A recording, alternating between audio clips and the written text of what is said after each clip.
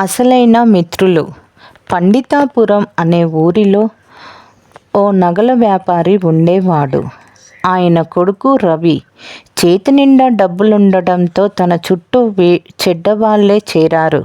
అది గ్రహించిన తండ్రి పోకిరీలతో స్నేహం మంచిది కాదని కొడుకును చాలాసార్లు హెచ్చరించాడు.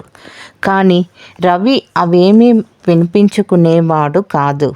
వాళ్ళనే వెంటేసుకొని తిరిగేవాడు.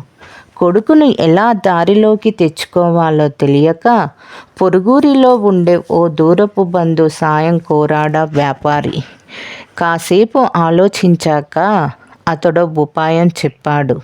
ఇంటికి రాగానే కొడుకును పిలిచిన వ్యాపారి, రవి, మనం ఓ ముఖ్యమైన పని మీద కొన్ని రోజుల పాటు వేరే ప్రాంతానికి వెళ్ళాల్సి ఉంది.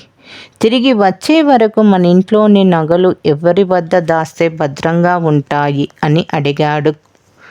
కొడుకు వెంటనే తన మిత్రుల్లో ఒకరి పేరు చెప్పాడు. ఆ రోజే తండ్రి ఇచ్చిన మూటను మిత్రుడికి అప్పగించి వచ్చాడు రవి. కొద్ది రోజుల్లో పని పూర్తి చేసుకొని ఇంటికి వచ్చేశారా తండ్రి కొడుకులు. వచ్చి రాగానే మిత్రుడి ఇంటికెళ్ళి నగల మూటను తీసుకురమ్మన్నాడు తండ్రి. కొడుకు వెళ్ళి వచ్చి, నాన్నా, మీరు నా పరువు తీసేశారు. నకిలీ నగలిచ్చి స్నేహితుడి ముందు నన్ను అవమానించారు అని కోపంగా అన్నాడు.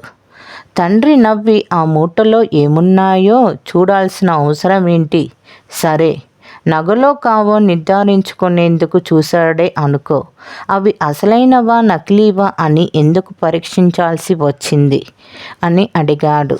ఏం సమాధానం చెప్పాలో తెలియక తలదించుకున్నాడు రవి. స్నేహం పేరుతో తన చుట్టూ చేరిన లాంటి వారో తెలిసొచ్చింది.